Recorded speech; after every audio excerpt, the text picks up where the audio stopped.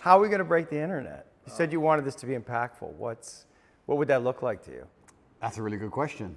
I think a lot of people are interested in my journey. I think a lot of people are interested in how it feels to go through what I'm going through. Yeah. I think there's a lot of people who want me to martyr myself. A lot of people are living vicariously through me. Yeah. There's a lot of people who say, yeah, Andrew, keep going. But they don't really care. They just enjoy the drama of it all.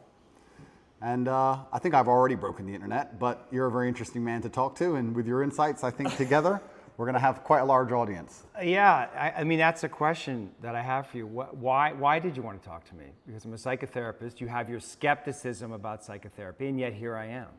That's true. We had a conversation before, and I've been told by many people it was my most interesting podcast ever. So I think it obviously varies from the norm in terms of the normal things I'm asked about. You have some unique insights. And I thought it'd be an interesting conversation. A lot of people are asking me especially about my mental state and those kind of things post-jail. So I thought, well, my most interesting podcast ever. People seem to be very interested in that side of me. So perhaps it can be a good conversation. Does it make you nervous that there may be things that you don't know about yourself that I'm going to try to reveal to you? I know everything about myself, my friend. You know everything about yourself. I believe that I have an intimate grasp of all the things about myself which matter, which allow me to compete. Right. So there may be things I don't know, but I'm not sure if I particularly need them. So I'm not that interested. Right. What's useful is more important than what's true. Absolutely. Right, and you've developed a framework of thinking about yourself and thinking about reality that's been incredibly effective for you. Completely. Right. What's useful is more, you nailed it, what's useful is more important than what's true. This is an old argument of mine, but I think we discussed it in the last podcast, and I'll say it again. When I say I don't believe in depression, nobody can convince me to believe in depression. That's not a matter of discussing whether depression is real or not. That's a matter of me accepting that my mental model for going through life is more effective if I don't believe I can become a depressed person. Yeah. I don't believe in depression, so I can't be depressed, so that allows me to be more effective. It's not a matter of sitting there going, well, maybe it's true, maybe it isn't. I don't believe in it, so I can't catch it. You shape your own reality through the conviction of your thoughts, your beliefs, and the words that you use. Why else would you adopt any kind of mindset unless it's designed specifically to make you competitive and make you win? You install the software in your mind, right? So if I'm going to install software in my mind. Did you install it?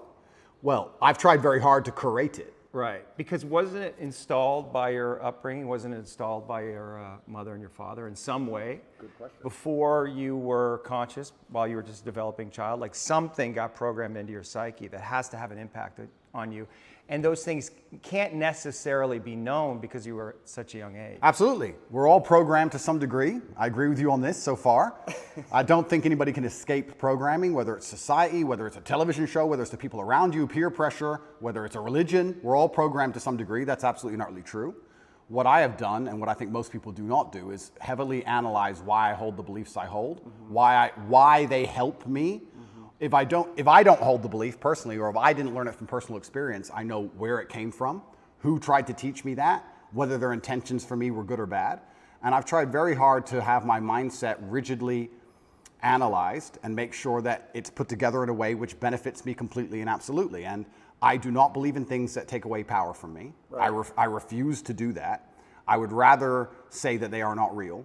And people will sit here and argue to the end of time that they are real, but they're not real in my world. And I live inside of my mind. So even if you throw me in a Romanian dungeon, the idea that I become a depressed person is not a framework that my mind works within, so I can't become depressed. I can feel a little bit sad, sure, I can feel depressed, but I can't be depressed. They're very different things. So that's just the mindset I've installed, and it's allowed me to be competitive. And I believe, personally, my personal beliefs are that life as a man is hyper-competitive, and whatever software you have in your mind should be designed to make you as competitive as possible, and you shouldn't be believing in absolutely anything else. So I've tried very hard to make sure all of my worldviews and all of my experiences and everything is curated and aimed in a direction which is going to allow me to be a fearsome competitor in all realms of human endeavor.